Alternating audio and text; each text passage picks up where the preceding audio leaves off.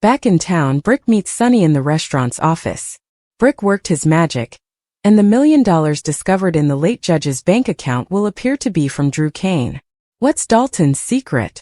Emma boasts to Gio at the Baden Cafe about how close she is to nailing Dalton. Emma expected Dalton to walk in because she had been stalking him for his schedule. Emma approaches the professor at the counter and surprises him with a slice of pistachio cheesecake, which she knows he likes. She tells him about her accomplishments and inquires about the next steps.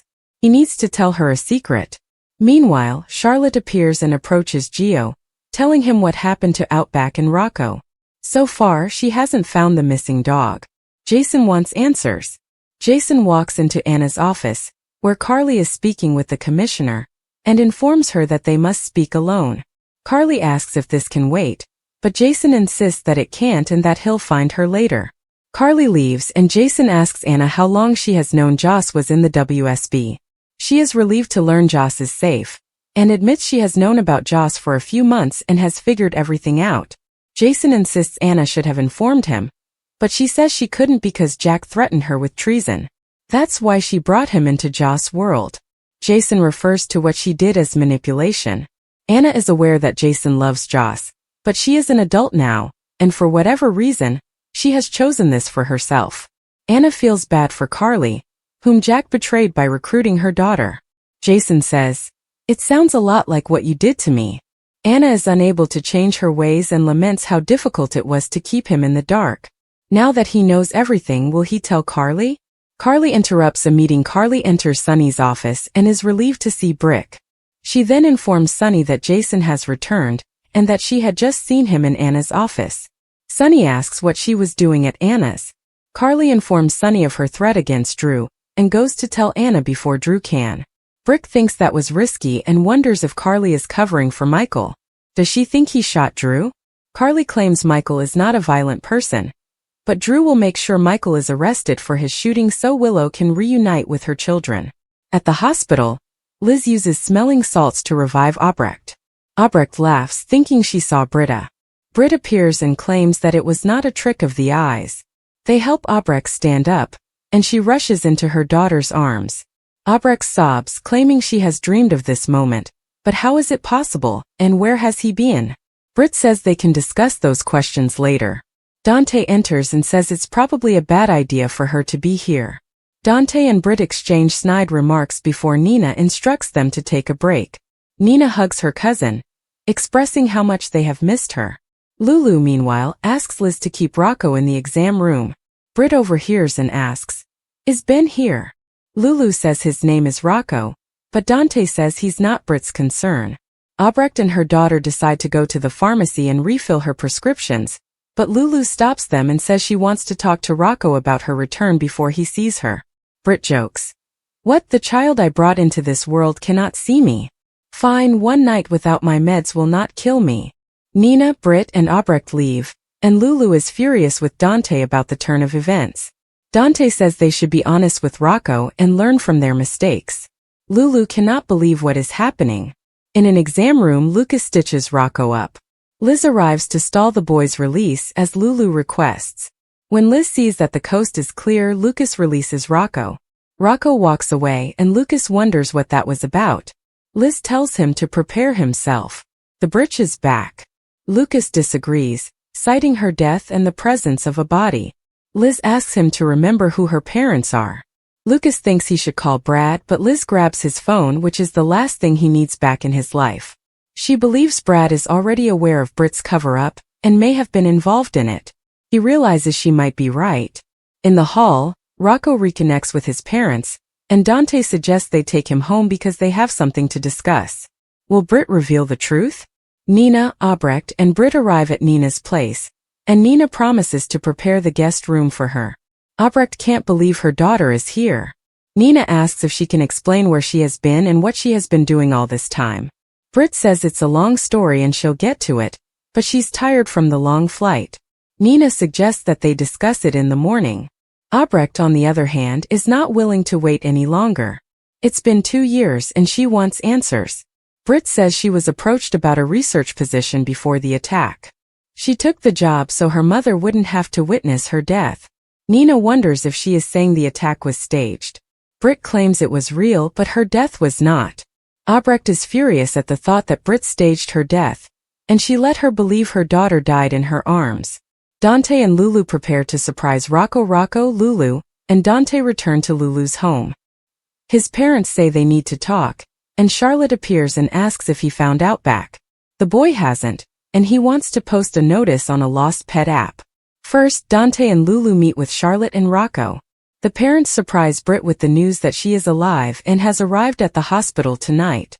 They don't have any answers about her return. Rocco realizes she was present when he was, but they prevented him from seeing her.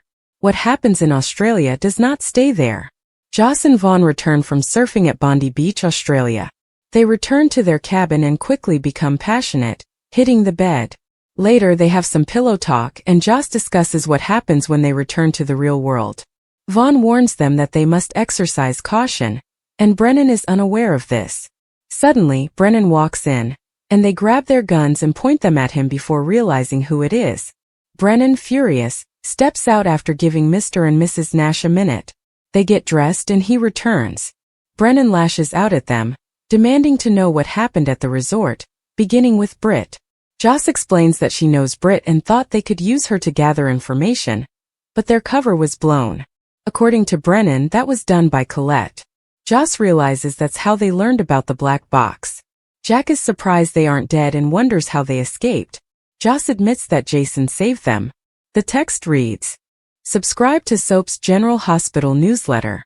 Get breaking news alerts, daily recaps, exclusive interviews and spoilers delivered straight to your inbox.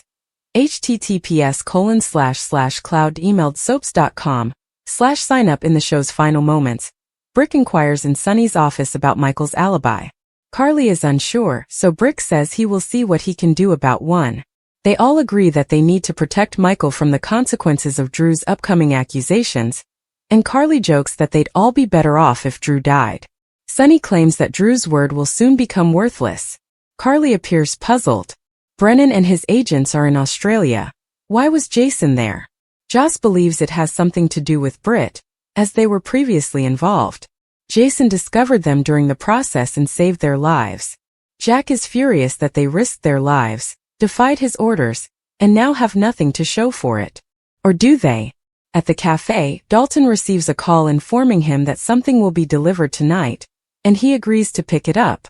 She asks if he needs her help, but he says he can handle it on his own. He promises to reveal everything tomorrow. She wants to know what the secret is that he mentioned. He tells her that the lates here are made with sheep's milk, which is why they are so delicious. Emma returns to Geo and believes she has finally got Dalton where she wants him.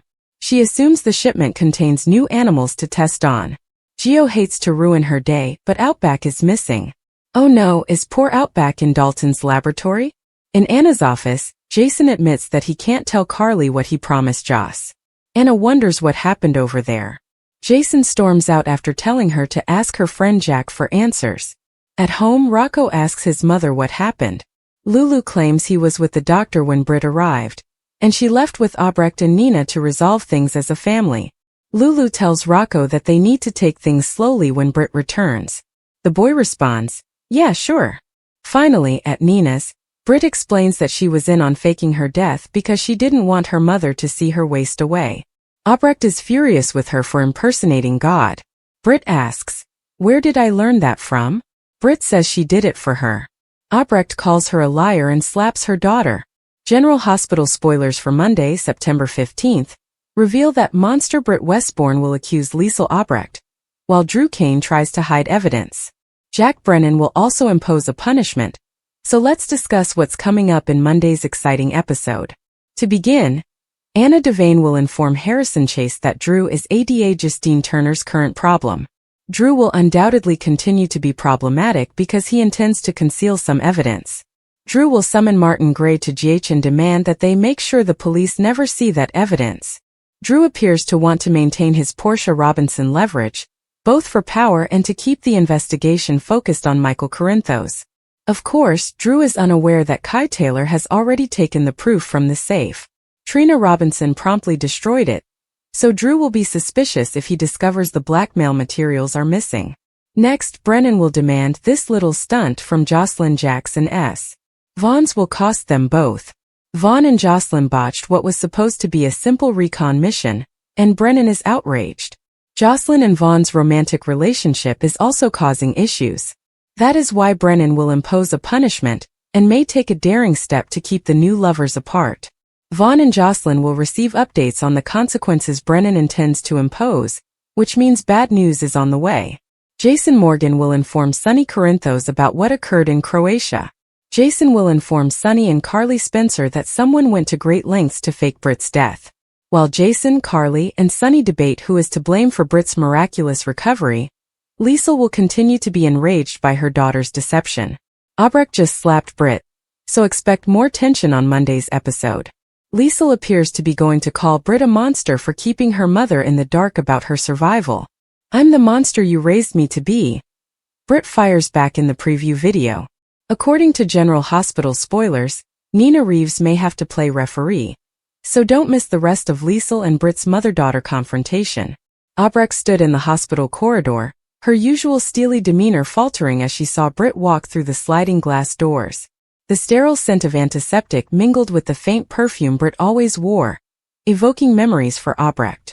She had heard rumors about her daughter's return, whispers that had floated through the hospital like ghosts, but seeing her in person was a completely different experience. Britt's hair was shorter now, and her posture more confident, but her eyes retained the fierce determination Albrecht had always seen. However, instead of the expected flood of maternal warmth or even a calculated display of affection, Albrecht's face twisted into something unreadable, a mix of shock, pride, and something darker, possibly resentment. Those nearby, expecting a tearful reunion, were taken aback as Albrecht's voice cut through the air, sharp and cold. "So you've decided to grace us with your presence again," she said, her words carrying an edge that made even the most experienced nurses pause. Britt, unfazed, returned her mother's gaze with a cool smile, saying, "I go where I am needed, Mother. You, of all people, should understand that." The exchange was brief but intense, leaving onlookers buzzing with speculation about what history lay buried between them, what wounds had yet to heal. Meanwhile, across town, another scene was unfolding, promising to start its own firestorm. Jack, ever the observant and protective figure, had been keeping an eye on Jocelyn, whose recent behavior had piqued his curiosity. Joss, vibrant and headstrong, had always been a force to be reckoned with, but her latest relationship with Vaughn, a newcomer with a reputation for trouble, had set tongues wagging. Jack had reservations about Vaughn from the start. His easy charm and vague past screamed danger in a way that Jack, with his years of experience, could detect from a mile away. So when he decided to check in on Joss, hoping to steer her away from what he saw as a dangerous path, he wasn't expecting what he discovered. The door to Joss's apartment was slightly ajar, which made Jack's stomach twist with anxiety. He pushed it open quietly, his footsteps soundless on the hardwood floor. The living room was empty, but a soft laugh echoed from the bedroom, followed by a low murmur that chilled Jack's blood. He moved quickly, his instincts kicking in, but when he reached the bedroom door he stopped. Joss and Vaughn were tangled in the sheets, their close proximity making misinterpretation impossible. The sight hit Jack like a punch, not because of the act itself, but because of the implications. Joss, his fiercely independent but occasionally naive charge, was in deeper than he'd feared. Vaughn did not flinch when he saw Jack. Instead, he gave Jack a lazy grin, as if daring him to react. Joss, on the other hand, gasped and pulled the sheet up to her chin, her face flushed with defiance and embarrassment. "Jack, what are you doing here?" she demanded, her voice sharp but trembling at the edges. Jack's jaw tightened and his gaze moved between them. "I could ask you the same thing," he said quietly and dangerously. The air crackled with tension, indicating a standoff with undetermined consequences. Back at the hospital, Britt's return was already altering the staff dynamics. Her reputation as a brilliant but unpredictable doctor preceded her, and the younger nurses gossiped about her previous scandals, while the veterans admired her abilities despite their fear of chaos. However, Albrecht was a wild card. Her reaction to Britt's arrival was more than just personal. It conveyed to everyone present that their relationship was far from over. Albrecht had always been a formidable presence, her ambition and cunning matched only by her fierce love for her daughter, But that love had been tainted by years of betrayal and unspoken promises. Britt's decision to leave Port Charles years ago had left Albrecht deeply wounded in ways she would never admit, and now that Britt was back, old wounds were reopened.